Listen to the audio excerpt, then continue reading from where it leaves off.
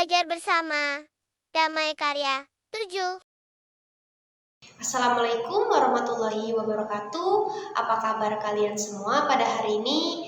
Semoga kabar kalian semua hari ini sehat selalu dan dilancarkan, dimudahkan segala urusannya, dan semoga kalian menjalani puasa ini dengan semangat ya, dan jangan lesu nih. Jadi agar kalian selalu bersemangat puasanya, kalian harus sahur dengan makan makanan yang bergizi ya, biar kalian kuat menjalani puasa di bulan Ramadan ini.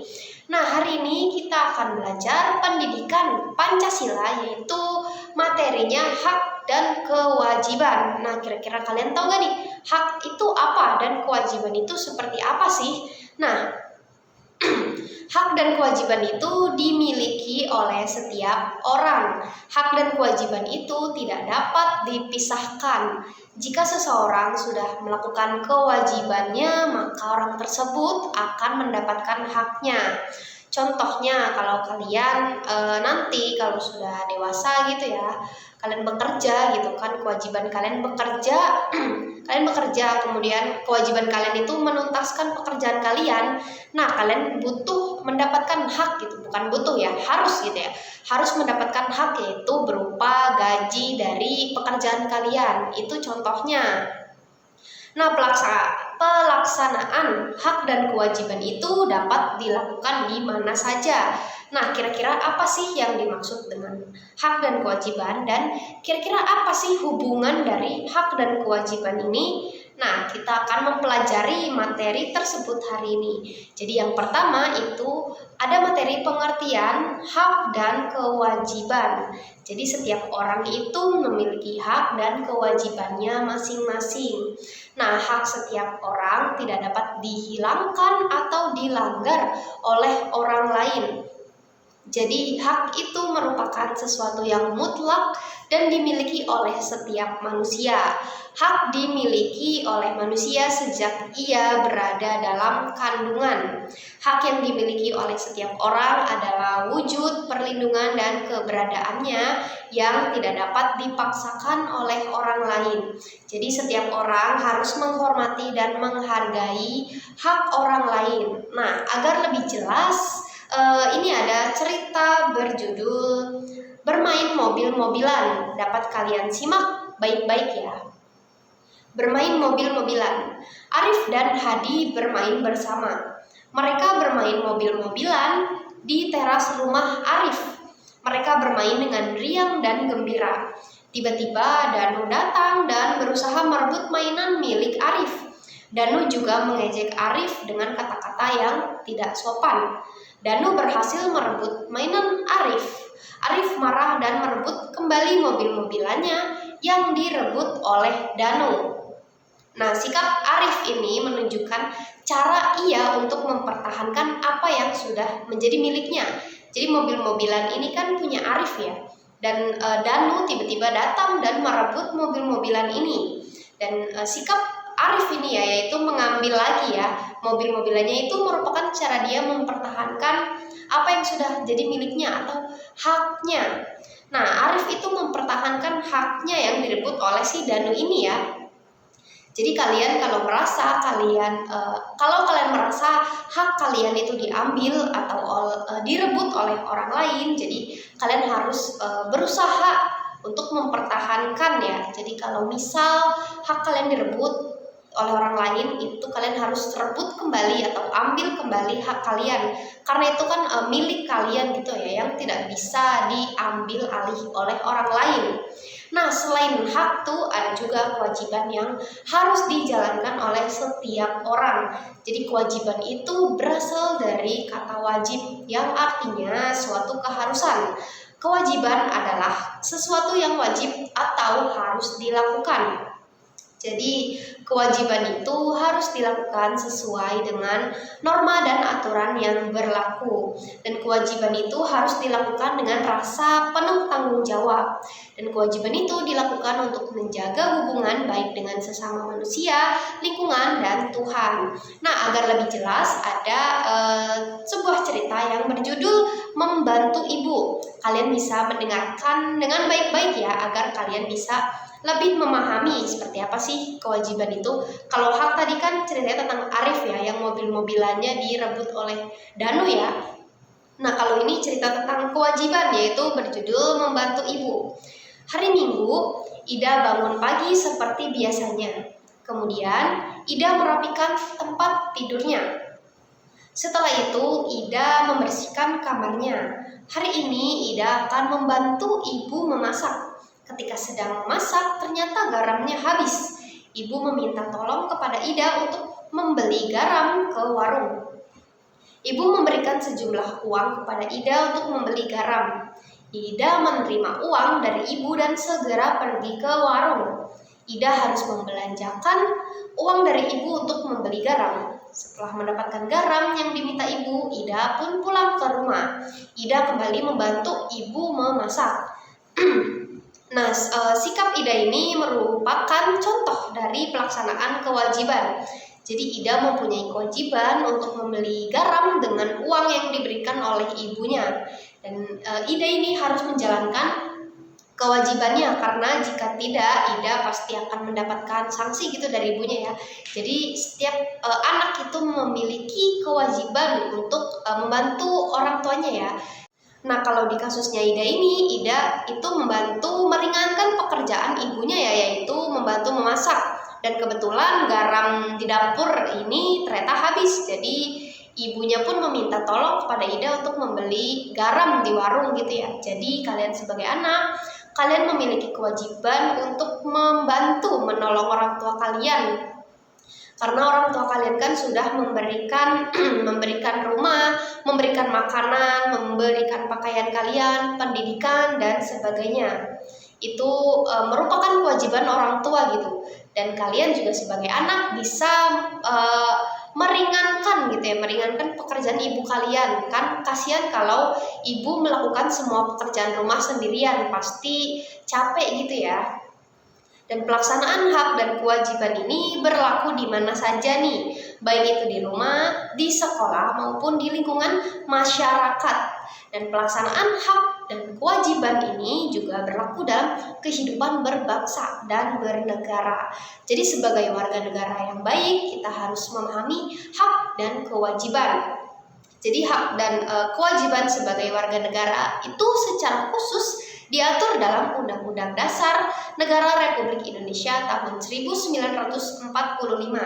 Jika seluruh warga negara memahami hak dan kewajibannya, maka kehidupan akan berjalan dengan tertib dan damai. Karena setiap orang itu saling menghargai dan saling menghormati ya. Nah, ini ada contoh bacaan lagi nih yang judulnya Suasana Kelas Haikal. Nah, bisa kalian dengarkan baik-baik ya, simak baik-baik. Jadi, suasana kelas Haikal. Jam istirahat sekolah sudah berakhir. Hari ini Haikal dan Alia piket meskipun tadi pagi kelas sudah dibersihkan, tetapi sekarang keadaan kelas sudah kotor kembali. Sebelum ibu guru datang dan melanjutkan pelajaran berikutnya, Haikal menghapus tulisan yang ada di papan tulis terlebih dahulu. Alia juga merapikan kembali meja guru yang berantakan. Ibu guru kemudian datang dan anak-anak melanjutkan pembelajaran di kelas. Menjaga kebersihan dan kenyamanan kelas merupakan kewajiban dan tanggung jawab semua anggota kelas. Setiap anggota kelas juga memiliki hak untuk mendapatkan pembelajaran yang sama dan tempat belajar yang nyaman. Nah, jadi ini salah satu kewajiban kita di sekolah ya, yaitu piket nih. Jadi kalau kalian dapat jadwal piket, kalian nggak boleh kabur ya. Terkadang kalau ada dapat jadwal piket nih, pulang sekolah langsung kabur gitu ya, nggak boleh ya. Itu kewajiban kalian untuk membersihkan kelas. Lagi pula piket itu kan tidak dilakukan sendirian ya. Piket itu kan dilakukan bersama teman lainnya ya, barengan sama jadwal kalian. Jadi pasti pekerjaan kalian itu tidak terlalu sulit gitu ya, tidak terlalu berat. Jadi kalian kalau mendapatkan jadwal piket, itu kalian harus piket ya, jangan kabur. Karena kalau kalian kabur gitu ya, teman-teman kalian juga jadi malas piket dan nantinya kelas jadi kotor gitu. Dan kalau kelas kotor itu akan mengganggu kenyamanan kalian dalam pembelajaran di kelas. Jadi kalian harus piket, itu kewajiban kalian. Oke, kita tadi sudah belajar pengertian hak dan kewajiban. Sekarang kita akan belajar hubungan antara hak dan kewajiban. Jadi hak dan kewajiban itu tidak dapat dipisahkan. Jika kalian sudah melakukan kewajiban, maka kalian akan mendapatkan hak kalian. Misalnya, sebagai siswa, kalian sudah belajar dengan rajin dan mengikuti pelajaran dengan baik. Hal itu merupakan kewajiban kalian nih sebagai siswa. Karena itu, kalian sudah melakukan kewajiban kalian, maka kalian berhak mendapatkan pelajaran dari guru di sekolah. Nah, hak dan kewajiban itu memiliki hubungan yang sangat erat. Karena hak dan kewajiban itu tidak dapat dipisahkan, maka keduanya harus selalu beriringan. Jadi sebelum kalian memahami lebih lanjut nih mengenai hubungan hak dan kewajiban, ini ada suatu cerita nih yang berjudul Belajar di Sekolah. Jadi kalian simak baik-baik ya cerita yang berjudul Belajar di Sekolah ini. Belajar di sekolah. Siswa kelas 5 sedang belajar tentang hak dan kewajiban. Ibu guru menjelaskan tentang pentingnya siswa memahami hak dan kewajiban. Kita harus memahami hak dan kewajiban baik di rumah, sekolah, maupun di masyarakat. Semua siswa kelas 5 mendengarkan penjelasan ibu guru dengan seksama. Tiba-tiba Eki dan Jaja yang duduk di bangku paling belakang terlihat mengobrol. Mereka tidak memperhatikan materi yang disampaikan oleh ibu guru. Karena merasa terganggu, ibu guru menegur Eki dan Jaja. Ibu guru mengatakan bahwa mereka telah melanggar kewajibannya sebagai seorang siswa. Sebagai siswa yang baik, seharusnya Eki dan Jaja mengikuti dan memperhatikan pelajaran dengan baik. Selain itu, mereka juga tidak mendapatkan haknya sebagai siswa, yaitu mendapatkan materi pelajaran dengan maksimal. Setelah ditegur, Eki dan Jaja meminta maaf kepada ibu guru dan menyadari kesalahan mereka. Ibu guru kembali melanjutkan pelajaran dan menjelaskan tentang hak dan kewajiban. Sekarang semua siswa kelas 5 sudah paham materi tentang hak dan kewajiban. Nah, itu cerita berjudul Belajar di Sekolah ya, tentang si Eki dan Jaja. Nah, setiap orang tidak dapat terlepas dari hak dan kewajibannya. Semua orang mempunyai kewajiban dan akan mendapatkan haknya sesuai dengan porsinya masing-masing. Hak dan kewajiban dalam kehidupan sehari-hari ini merupakan dua hal yang saling berkaitan. Nah, kira-kira mengapa sih demikian? Karena keduanya mempunyai hubungan sebab akibat yang tidak dapat dipisahkan. Jadi dapat dikatakan bahwa setelah melakukan semua kewajiban dengan baik, semua orang akan mendapatkan haknya. Nah, hak dan kewajiban ini akan selalu seiring sejalan. Jika seseorang sudah melakukan kewajibannya, maka dia akan mendapatkan haknya. Jika ada yang melanggar hak dan kewajiban orang lain, maka akan mendapatkan sanksi atau hukuman sesuai dengan norma atau aturan yang berlaku. Jadi hak dan kewajiban itu harus seimbang dan tidak boleh berat sebelah. Jadi tidak bisa hanya mementingkan kewajiban saja tanpa memperhatikan haknya. Begitu juga sebaliknya.